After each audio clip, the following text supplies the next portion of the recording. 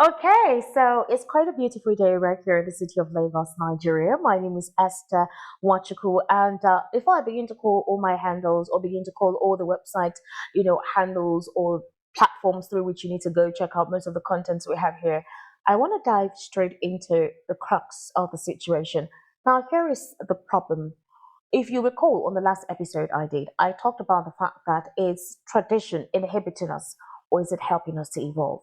Well, I don't know what your response to that will be, but if you have listened to that last episode or edition, I expect that you would have responded. What I really want to talk about, to be honest with you, is some cultural practices that are being forced on other nations outside the Western world. For example, the US, the UK, and their transgender idea or gender identity format orientation. Now, I don't have issues with whatever it is you believe in. I don't have any problem with what orientation you have, so long as you have a peace of mind, so long as you it helps you go along with whatever goals and orientation that helps shapes your world or gives you the kind of desired happiness you want. No problem.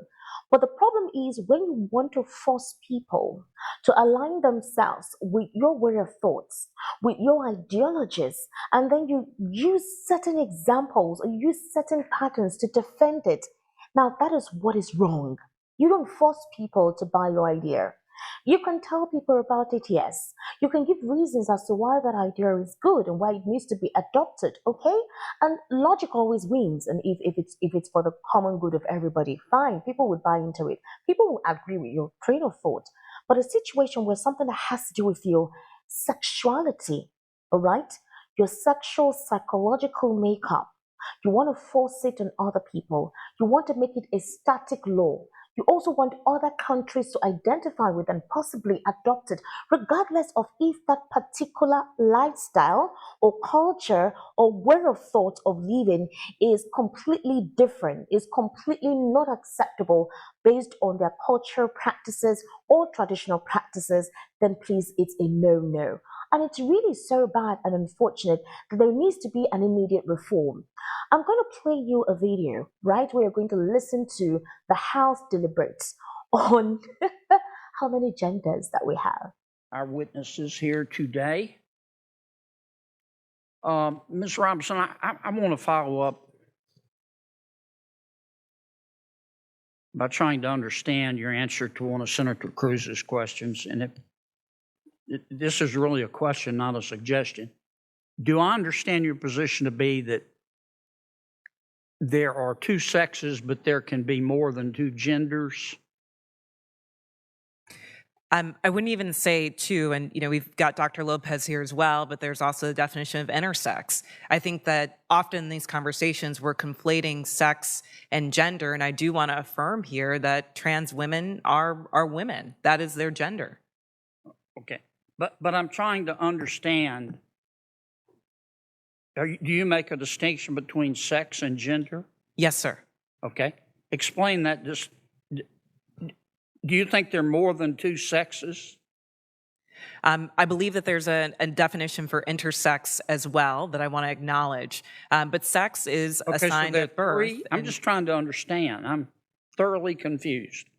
So you're born, I'm talking about biology, male, female, and what else? I believe that intersex is also acknowledged, Intersex. but again, I'm not a doctor here. What I can And say what does intersex mean? is that there's a difference between sex and gender, and I think in these conversations we're conflating the two. Well, but I want to start with sex. Okay, there's male, there's female. When a baby's born, before the baby has had time to even have a sense of self, there's male, female, and intersex. There's a third sex. I believe that is true, but I would defer to Dr. Lopez as I'm not a physician. Okay. And how many genders are there? I think the gender is expansive, and the definitions are always growing. Today I can tell you, I talk to young people that talk about non-binary as more than five. I think that gender is not a binary, is what I'm trying But to say. are there more than 5 genders? I'm just trying to understand. Are there more than 5 genders? Well, I mean, I think that there was a time where women wearing pants didn't feel like it was appropriate for their gender, and yet I'm wearing pants today. I think that there are ways that we express our there gender more that than are 5 expansive. genders? Are there more than 5? I wouldn't subject myself to naming how many genders there are, but what I can say is there that an gender is a infinite number? reflection. Excuse me? There's an infinite number of genders?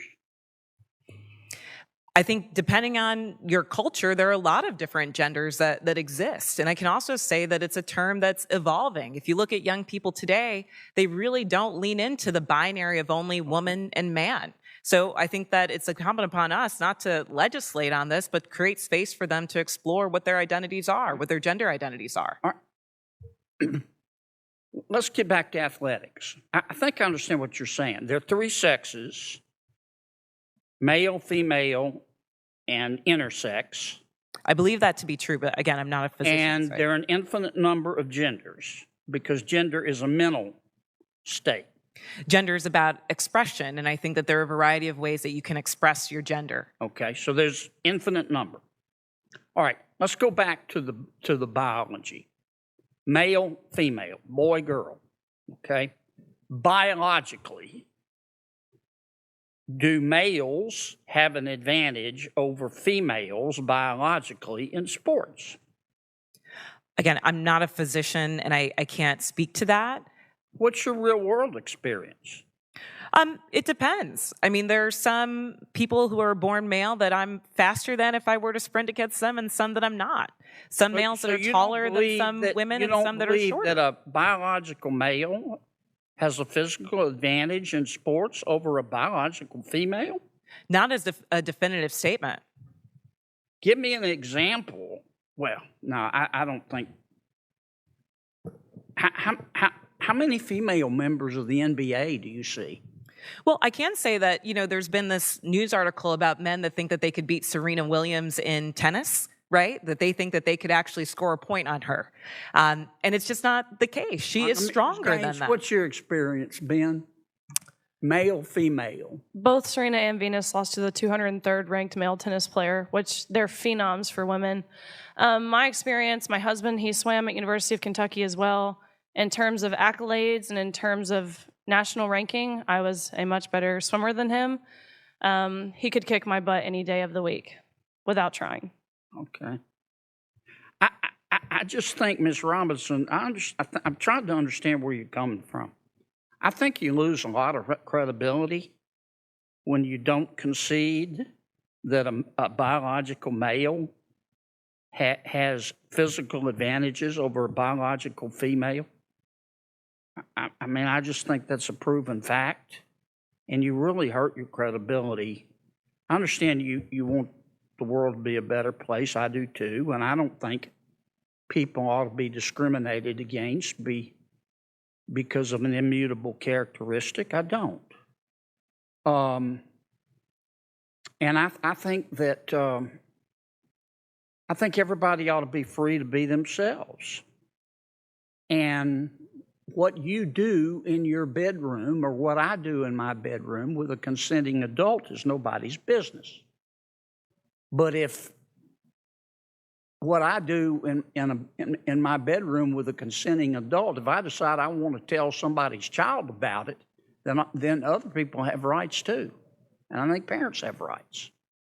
And I think biological females have rights to be able to compete fairly in sport in sports. So I really think you hurt your credibility when you refuse to acknowledge that biological males have an advantage over biological females. It kind of makes me wonder about all your testimony.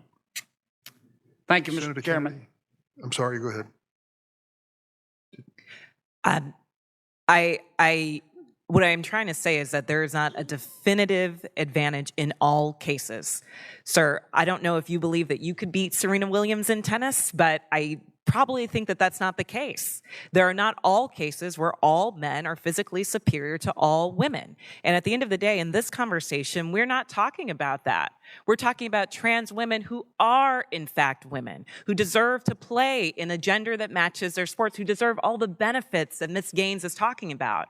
And as a cisgender Black woman, I can say definitively that my womanhood is not threatened by a transgender person asserting hers as well. Senator Hirono? Thank you, Mr. Chairman. I thank all of the persons who are testifying today. For Ms. Robinson, do you know what? Sure. Well, the claim that doing the chemical castration drugs or surgery or hormonal intervention, the claim that this prevents suicide or has positive psychological effects down the line is utterly, totally baseless. There are no credible long-term studies that bear that out. And one of the reasons for that is that there couldn't possibly be any credible long-term studies because we've never done this to kids on this scale ever before in history. So this current, shall we say, crop of children, they are the guinea pigs. This is all experimental. We're sort of trying it out on them to see if it works.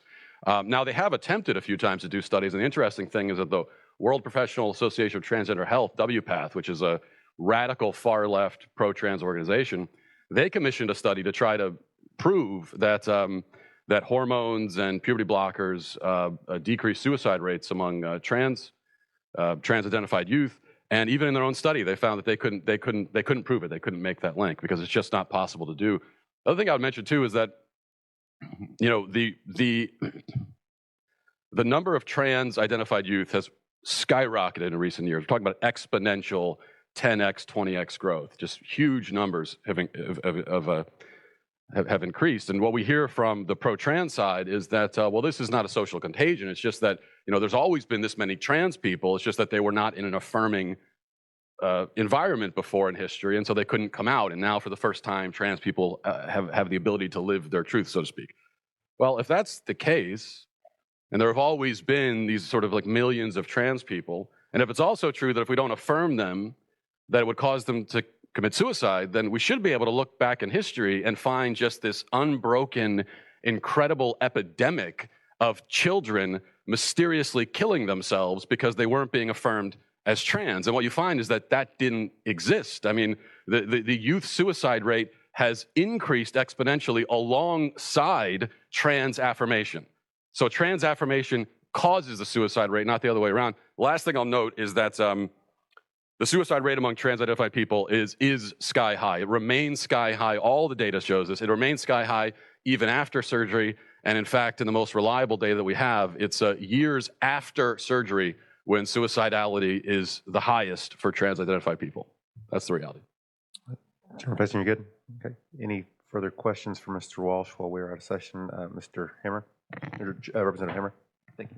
Thank you, Mr. Walsh. I found it interesting. One of our people testified today that they had their gender affirming surgery at 16. And I know you in former comments mentioned this on your blog. At about 16, you're an adult who's mature and can make decisions.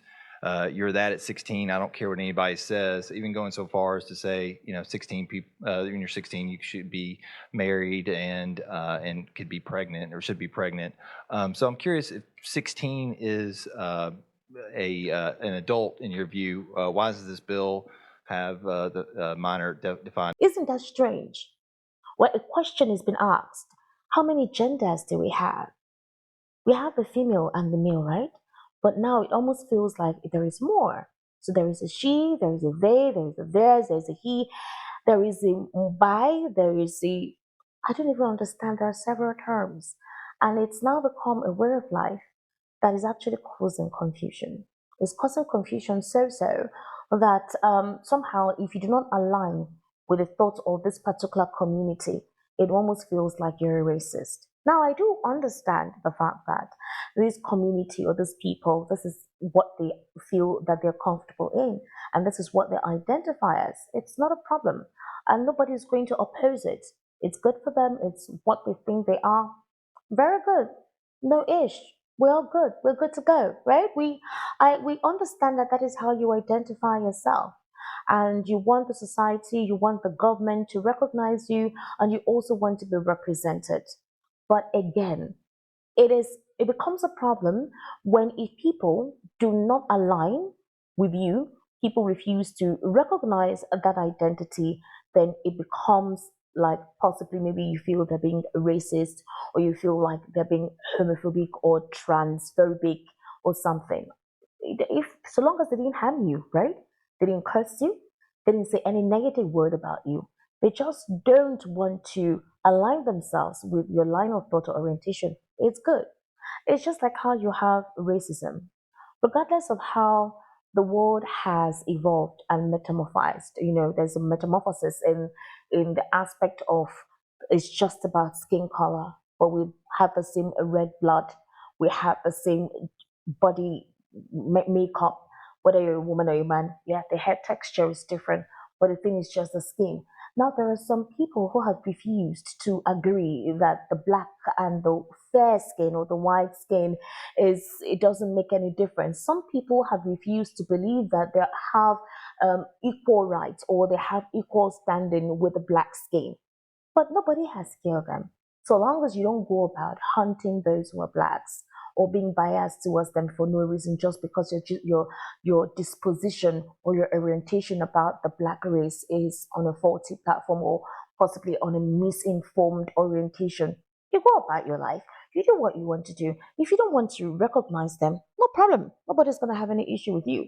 Just make sure that you do what you do that makes you happy. If you happen to work in the same environment with them and they're doing their jobs well, you're tolerant, you do your thing.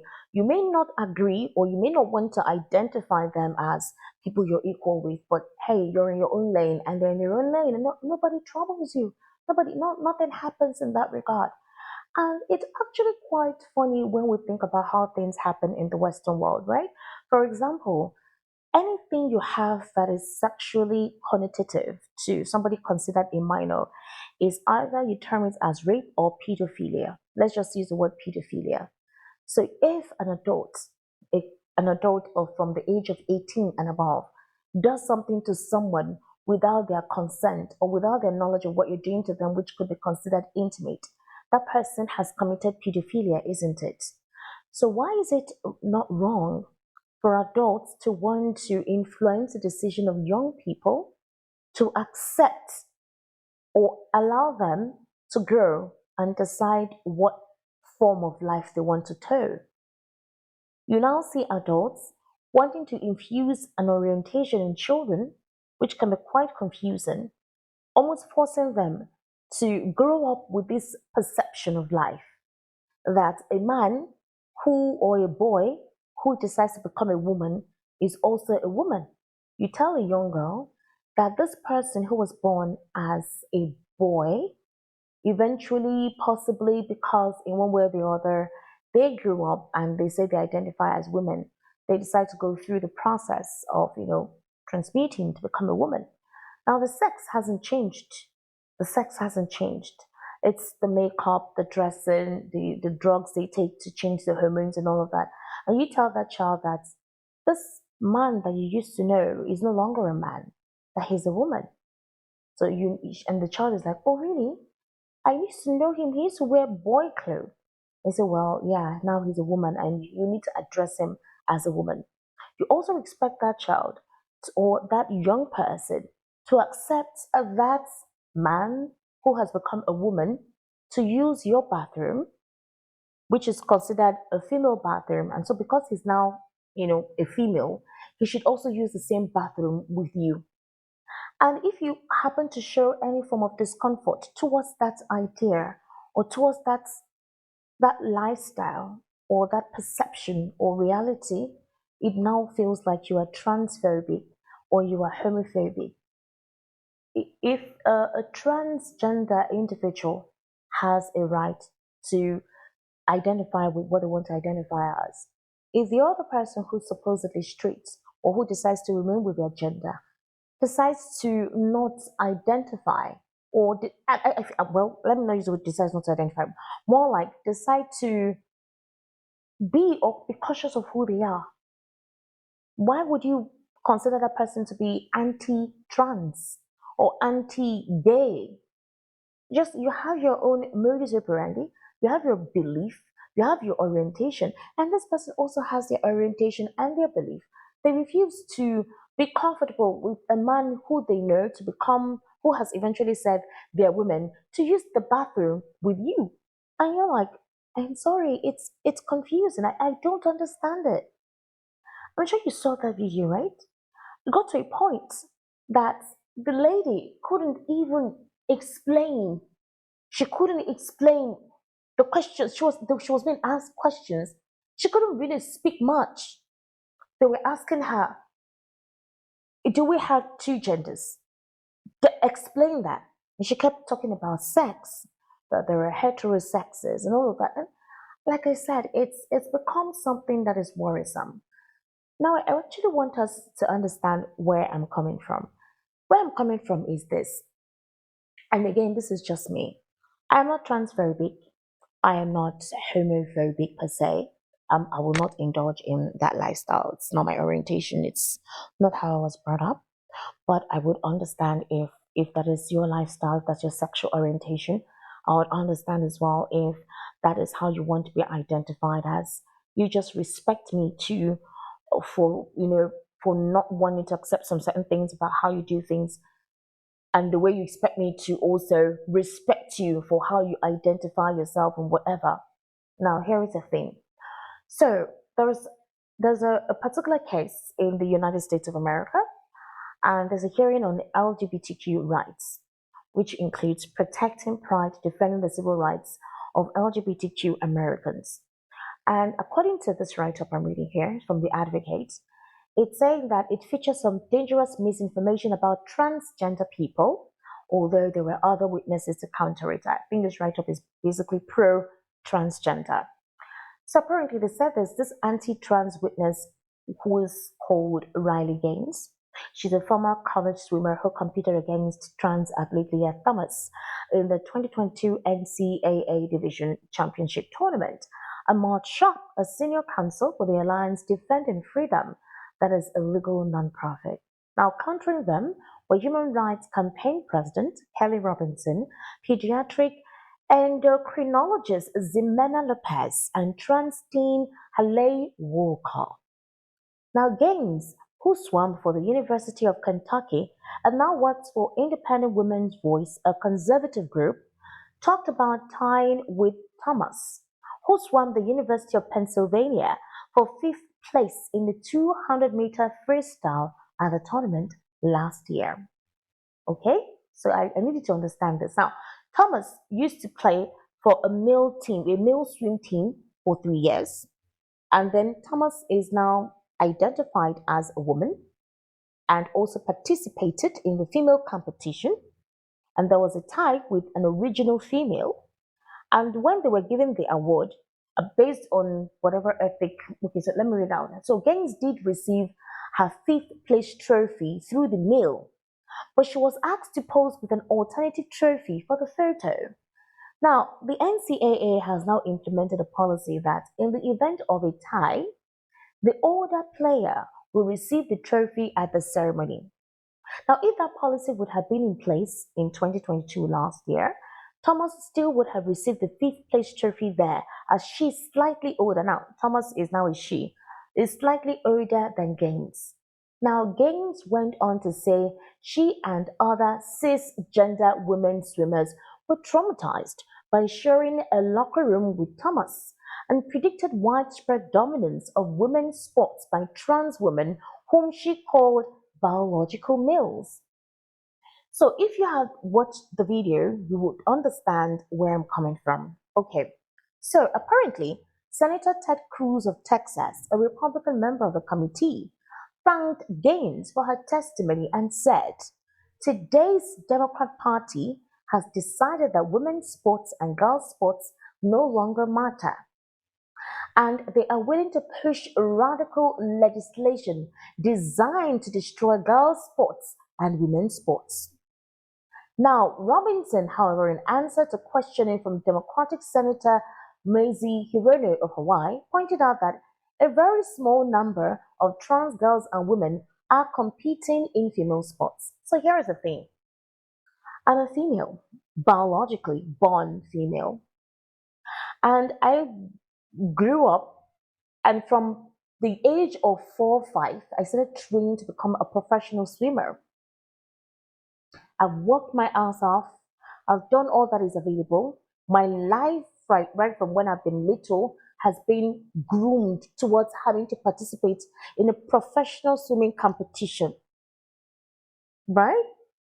Now, it has gotten to a point where I'm in a women's professional swimming competition, but I am not only swimming with women who are biological women, I'm swimming with women or transgender persons who were biologically men and have now decided to take some drugs and hormonal changes, whatever, to make them become women. But the question is this: does that stop this particular man who has become a woman?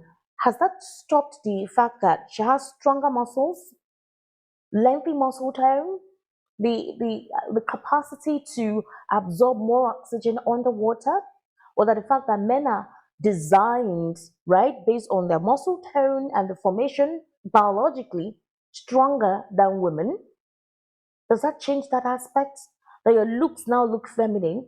Does it change your sex? That your orientation is feminine? Does it change your muscle tone?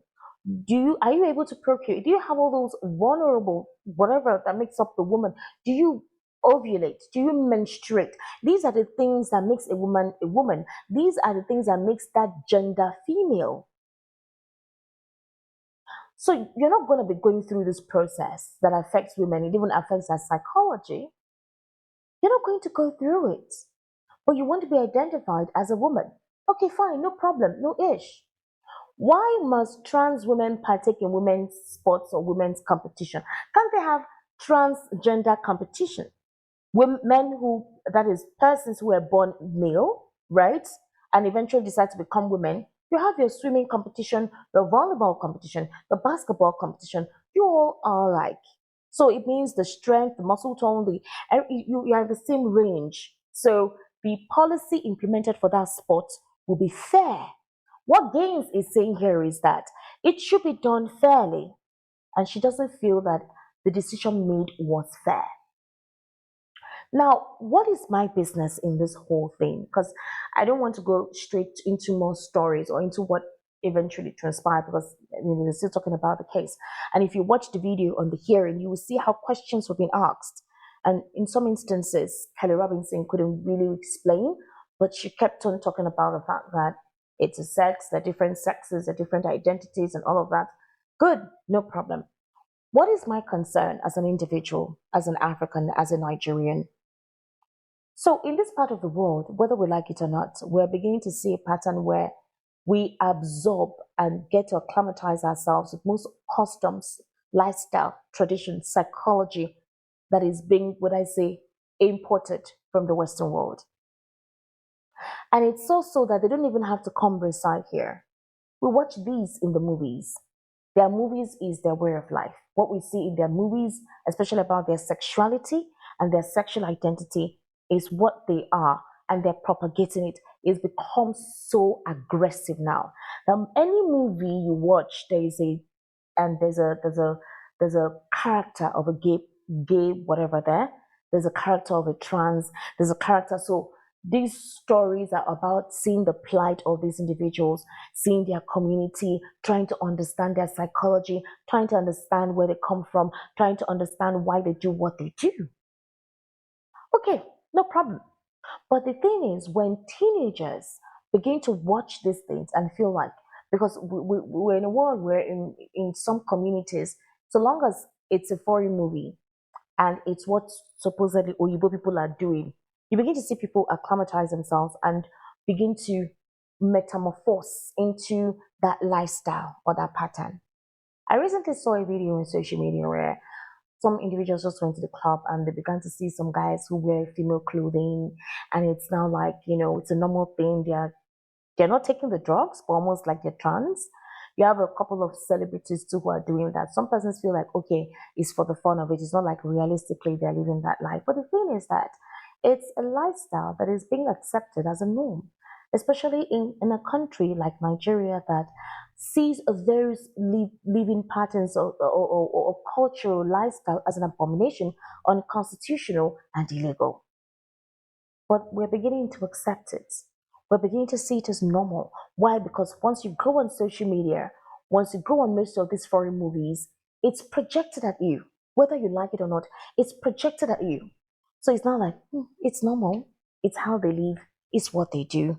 And then you hear a couple of people tell you, oh, that's how this way people do now. It's their lifestyle there. So it's a normal thing. It's not weird if you see some people displaying such mannerisms or displaying such sexual orientations or displaying such lifestyle, because it's now something that is pervasive. It's all over. So do not isolate persons who decide to want to be like these individuals, this transgender, what do you call them, homosexuals, lesbians. It's now an accepted way of life. So if you're not accepting it, it means you're not evolving with the time. If you're refusing to understand these people, if you're refusing to identify with them as normal people and or just understand their sexual orientation, then you have decided to be backward and you have decided not to be with the times, not to go along with the time. And these people will come at you in a very aggressive manner. You could be hurled insults, you could be cursed, you could be all manner of things. Okay. Regardless of that, what I mean regardless of that is, you, like I said earlier, I don't have issues with anyone who wants to be like that. My orientation is different from your orientation. What makes up your psychology is different from what makes up my psychology. I did not experience what you experienced while you were growing up. I wasn't in your environment to see how it shaped you emotionally and psychologically for you to want to identify as this. I'm not inside you to know what you're thinking. I'm not inside you to know how you feel. I'm not in your head to understand the thoughts that goes through you. But I'm saying that in as much as you want me to respect your decisions, respect your sexual orientation and your sexuality, I also expect you to respect mine too. Respect the fact that I don't want to either associate, I don't feel comfortable in certain instances because I know you biologically as a man, and I'm not saying that I can't be friends with you or communicate with you, but I wouldn't appreciate it if you force your ideology on me. Where it becomes criminal is when they are beginning to instill this lifestyle in children, kids at the age of 5 and 6, 4 and 3. They're beginning to teach them in schools. They're beginning to get it part of their curriculum. They're even beginning to make what will I say, restrooms for transgender persons, making restrooms for those who are gay or those who are homos or those who are trans. And they want the children to see these people as normal, as part of the society. And then they're kind of intimating them that if they want to be like them, they're free to. They're already telling them signs that if you begin to see or feel like this, it means that possibly you identify as a female. If you begin to see yourself as a woman and this is how it feels within you, you identify yourself as a male. And so it's not wrong for you to project that personality and tell your mom, tell your dad at home that this is how you feel. So it means I want to be a woman or I want to be a man and I want to be part of the treatment plan or part of whatever medical proceeding or process it involves to evolve to become a different sex, to be identified from a man to a woman or to be identified from a woman to a man. Children. It's now being infused in cartoons. It's now being infused in, what do you call it, artworks, stories, children's stories. They begin to involve, infuse most of these intimate sexual orientations in most of these literature books. And you're now saying that there's a high level of suicide, a mental depression and decapitation of these young minds because you have already begun to make them confused from that stage that they get to a point when they're supposed to decide what they want, what line they want to toe, where they want to belong, what society they feel good in. You have already taken that decision for them at a time when they couldn't tell you no. And you're seeing a lot of teenagers having identity crisis, being confused, do not understand why they are. Because somebody decided for them when they were little, being the parent that, oh, they're liberal parents, and they saw their child wearing one of their mother's clothes, possibly it's a boy, and just like how children play, children emulate what they see. You could have a son, and one day the mom is in the house testing some outfits. She comes out and she's, displaying the outfit to the husband or to the friends in the sitting room or wherever it is. And her child is there watching her do this, which of course the child is a boy, is a young boy. And the boy decides to, do what the mother did at some point, maybe some other day aside from that day, and decides to wear mommy's clothes. Does it mean that a child or the boy has decided to become a woman? Does it mean that you're beginning to see tendencies that that boy is gay? Or are you seeing tendencies that that boy wants to become a lady or a girl? So children at that age display all manner of things based on what they're exposed to. Again, children exhibit mannerisms and behavioral patterns based on what they are exposed to. The exposition comes from what the parents exposes them to and what they watch on television, what they see in school, what the teachers teach them at school, and what they see other kids do. So the school is an extension of cultural patterning, values from the home.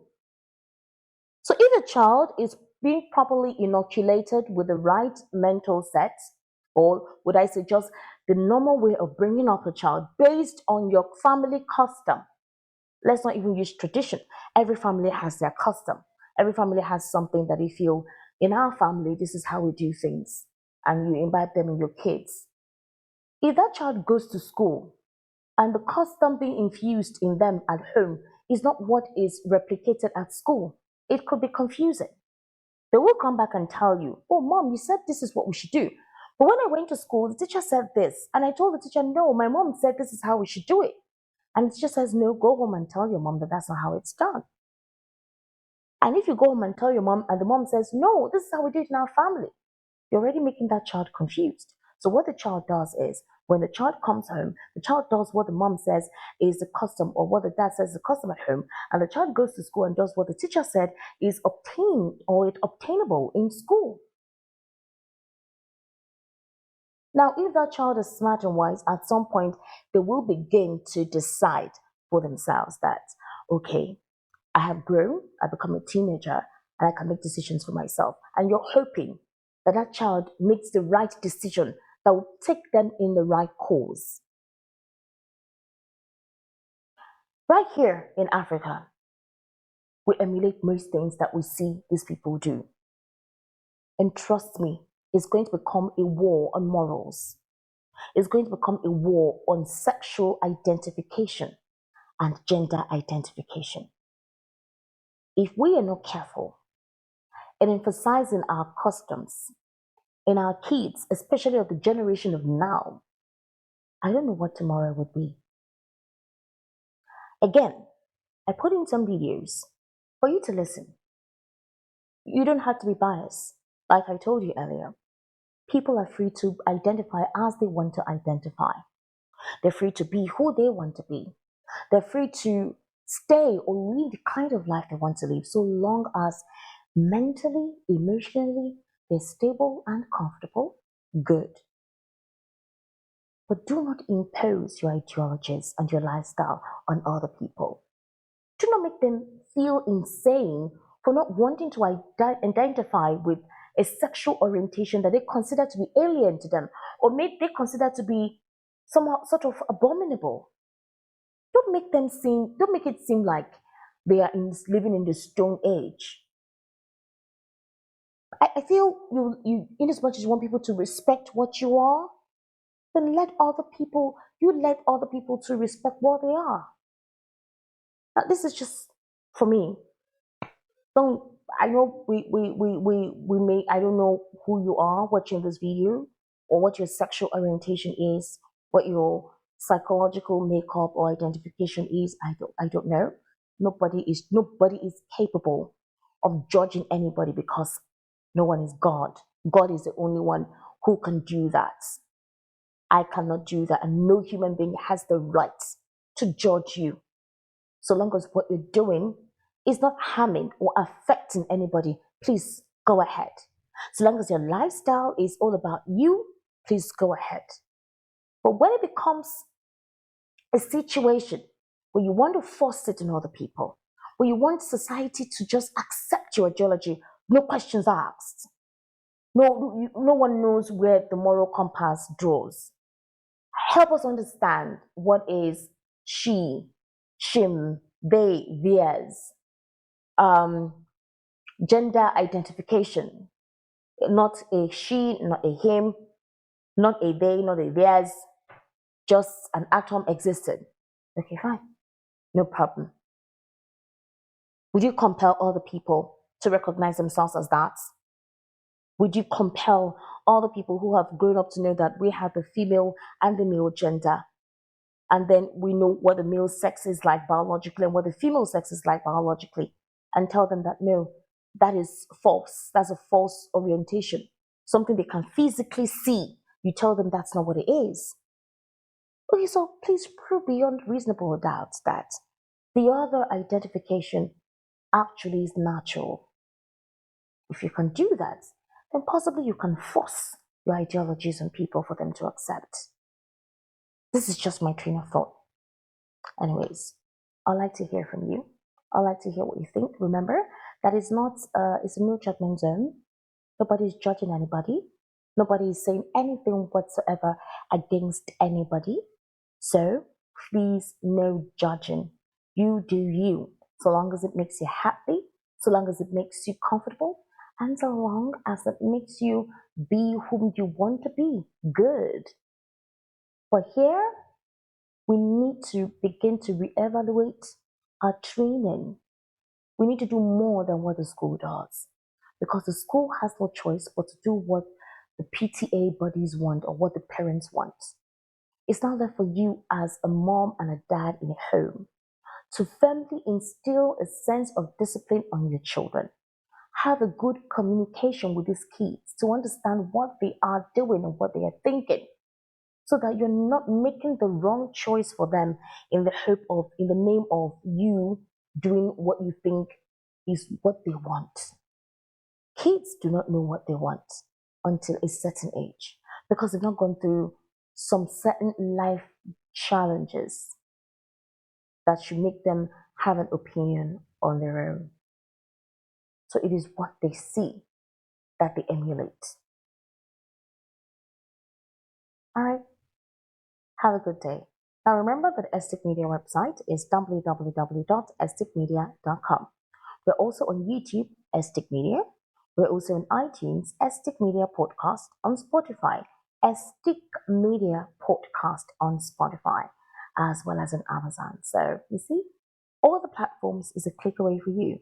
Subscribe, follow, download, share, and of course comment. I want to hear from you. All right? What is your own gender identification makeup? I want to know.